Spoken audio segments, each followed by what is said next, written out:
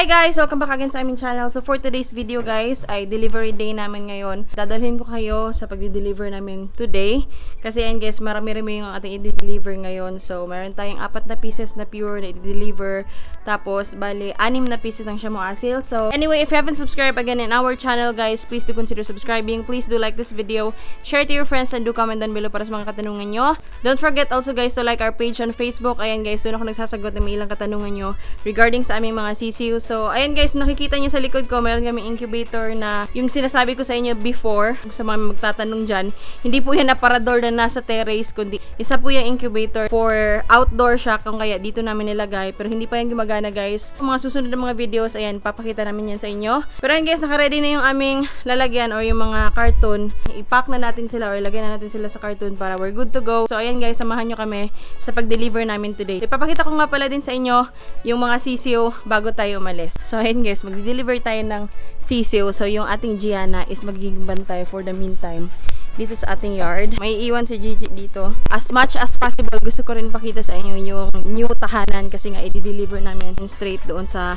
bagong may-ari. So, eto, papakita na muna namin sa inyo yung sisiw. Bakit ang dami-daming carton? Isa-separate kasi namin yung Shamu Asil doon sa mga pure namin. Kung kaya, ayun guys, kumuha kami ng 3 carton. Bale, 4 na pure doon, tapos 4 na Shamu Asil, tapos meron kasing isa din na nag-order na 2 lang, bali pair lang. So, kung kaya, ayan yung aming gagamitin din.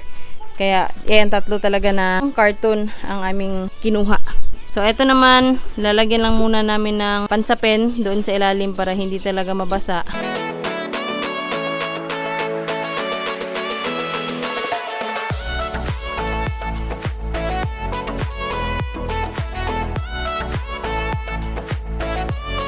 So, ayan guys, ito yung loob. Ayan guys, merong jar sa loob. So, ilalagay natin dito is Shamu Asil. So, ayan guys, oh, ito ay isang month-old na sisiw. Shamu Asil po yan. Ayan. So, pulit ito. Ito din guys, Shamu Asil din to. Ayan. So, ito yung itsura niya. Bali, 4 ito na Shamu Asil guys. So, takpan muna natin. Merong mga tag yung kanilang mga paa. So, malalaman talaga namin kung saan yung Shamu Asil, yung may mga pure. Iba-iba kasi yung kanilang specification, kung kaya, ayan, natatandaan namin or alam namin yung kanilang bloodline po. So, ito pa yung isang babae, guys. Ayan. Ito naman yung isa, guys, na Shamu Asil, na stag. Ayan.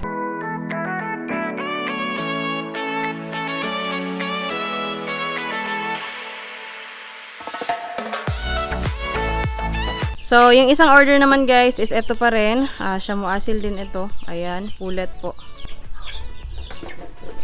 Yung isang pulet din guys. Ayan. So, napakaganda din ng mukha.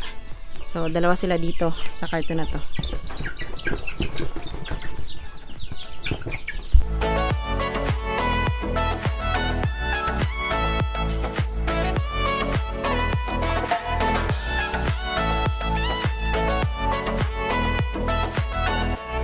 Itong stag na pure Japanese Shamu, kung matatandaan nyo guys, na post ko to siya. Napaka short beak, napaka broad, tapos yung mata guys, ayan. So napakaganda ng sisiw na to. Isa itong stag guys, so sold na to. Bali, 3 babae yung makakapares niya. Ayan yung likod niya guys, oh, yung kulay. So ito yung stag. Kasama ng stag guys is ito. Unang babae. So, 3 pulet kasi guys. Ito yung isa. Tapos, ito naman yung pangalawang pulet din guys. Ayan, napakaganda ng beak guys. So, kulang na lang tayo ng isang babae. Ito naman yung panghuling pulet guys. Ayan. So, makita nyo rin sa kanilang cable tie. Ayan guys. Magbibigay kami ng notes doon sa bagong may-ari para alam niya kung ano yung kanilang bloodline. So, ayan. So, eto guys, meron tayong nakalagay na pure Japanese Shamu para yung bagong may-ari nito is hindi siya malito. So, nilagyan ko na 3 pulet na kulay red yung cable tie. Tapos, isang stag naman na kulay gray yung cable tie. Ayan, meron tayong nakalagay na Shamu Asil. Bali, 2 pulet ito guys. So, nilagyan ko na lang talaga para hindi talaga siya malito. Tapos, meron tayong Shamu Asil. Bali, 3 pulet na kulay black naman yung cable tie. Tapos, isa ding stag na kulay blue naman yung cable tie. So, para hindi talaga siya malito, ayan, nakalagay na yung kanilang mga specification or yung kanilang mga cable tie kung ano yung kulay ng stag or ng pulet. So, yung nanay at tatay ng stag natin, guys, is ayan si Luffy. Yun si Nami naman. Doon sa ating mga pulet naman, guys, is ayan yung tatay. Tapos, yung nanay naman is nandito. So, guys, eto naman yung nanay ng ating mga pulet. Yung tatlong pulet natin. Ayan. Big head masyado, guys. Tapos, yung mukha niya, guys, oh. Talagang pinagtibay na ng panahon. Ayan guys, napakalaki. At saka yung ulo niya, kung kita niyo naman, ayan.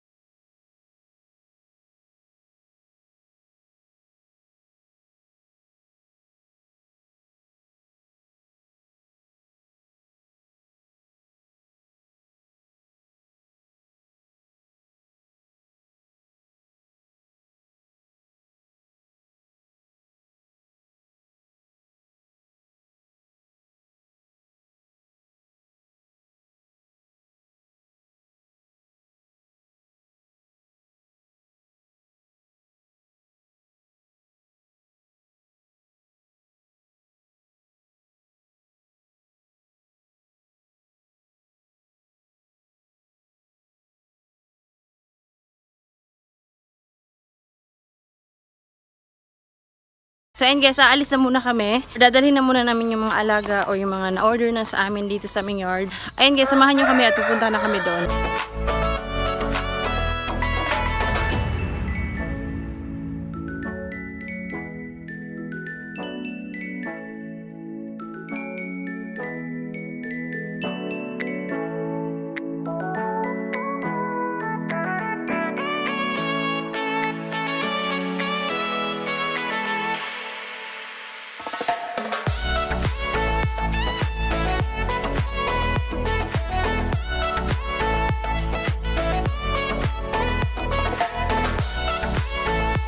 A few minutes later.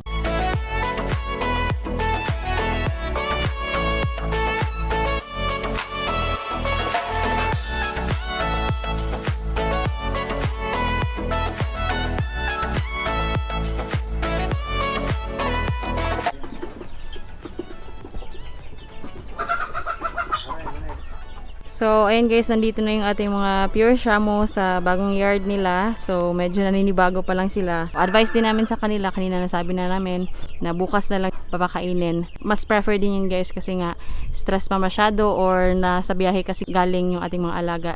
So, even kami, nung bumibili din kami guys, kapag bago pang dating yung aming mga alaga is, kinabukasan na namin pinapakain or, ayan, ino-observe na muna namin, hindi na muna namin pinapainom ng tubig. Kasi may chance din kasi guys na yung iba is nagkakasipon. Kaya, sa ngayon, ganyan na muna. So, ayan guys, nandito na nga kami sa bagong yard ng ating mga alaga. So, papakita ko sa inyo yung ilang mga manok nila kasi napakarami ng manok nila guys. Ay, napakalalaki din. Hindi ko alam kung anong mga bloodline nito. Pero, ayan, papakita ko sa inyo yung kanilang mga alaga dito. So, ayan yung kanilang mga alaga dito guys. O, yung iba, humahapon doon sa parang merong kugon. So, nandyan sila guys. O, napakaganda.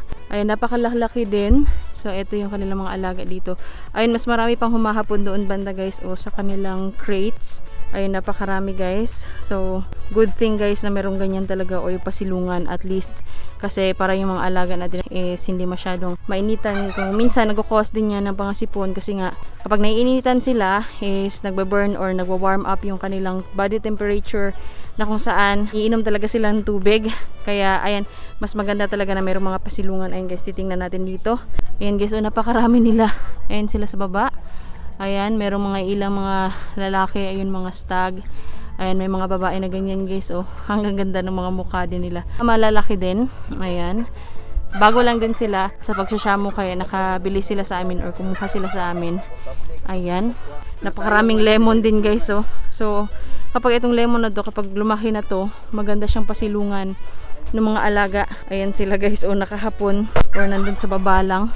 Nandun sila guys. Ayan. So, napakalaki ng area din nila. Ay, makikita nyo. Yung iba nakaseparate na talaga. Meron ng mga ilang net. Kasi nga, tulad sa amin guys, nilalagyan namin ng mga net para nga ma-separate yung mga alaga natin or magkaroon tayo ng division for them. Na kung saan yung ating mga broodcock o yung mga ating stag is hindi sila mag-away. So, nga pala yung kanilang paitlugan. Ayan, nandun banda. So, ito yung kanilang parang building para sa paitlugan nila. So, crates lang din ng tuyo guys yung gamit nila. Ayan, dyan yung kanilang paitlugan. So, ipapakita ko sa inyo.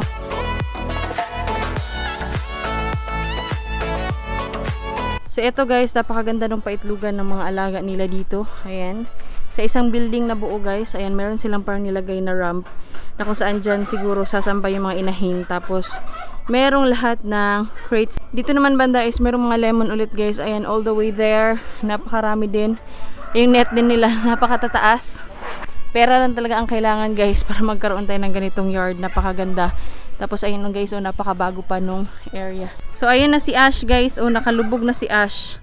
Feeling home masyado siya.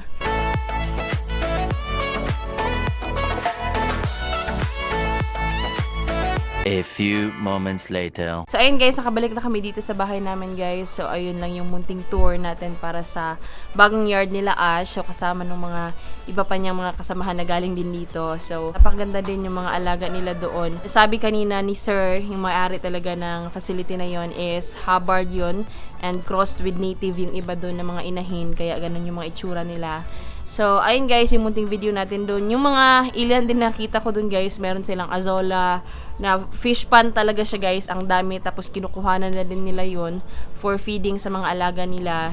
So, ayun guys, sana nag-enjoy kayo sa aming munting video for today guys, ang delivery day namin. Ayun, mag-shoutout nga pala tayo ng mga viewers natin dyan. So, shoutout nga pala sa inyo, Sir RC Shamu. So, nagpa-shoutout si Sir or nag-communicate sila ni partner or ni Poy Poy. So, shoutout sa inyo Sir, sana hopefully din makapunta kami sa inyong yard. Shoutout din pala tayo sa ating mga viewers. Ayan, shoutout to Charlie Family TV. Pinapa-shoutout din pala ni Carl Ligada, yung mama niya na si Ma'am Jean Ligada from Coronadal City, South Cotabato. Maraming salamat po sa panonood, ma'am. Shoutout din kay Farmer Nasiman. Also to Dodong Junel. Shoutout din pala kay JV Tanalyon. Also kay Sir Elmer Dayagbel. To Sir Jonathan Salem. Shoutout din kay Sir Andre Esguera. To Michael Candela, shoutout po sa inyo. And finally, shoutout din sa iyo, Anthony John Lopez from Santiago City, Isabela. So, ayun guys, yun yung ating munting shoutout for today at yun yung ating munting video for today. Sana nag-enjoy kayo and please do like this video, share to your friends, and do comment down below para sa mga katanungan nyo. And don't forget also to visit our page guys. Ayan, doon ako nagsasagot ng ilang katanungan nyo regarding sa mga presyo, of course. Kasi nga guys, iba-iba yung presyuhan ng bawat bidders. So, ayun guys, if you haven't subscribed again, please do consider subscribing guys. And please do hit the notification beside the subscribe button para at least notify kayo whenever meron kami mga bagong video dito sa aming channel. So, ayun lang guys, please do good everybody. Goodbye and peace out!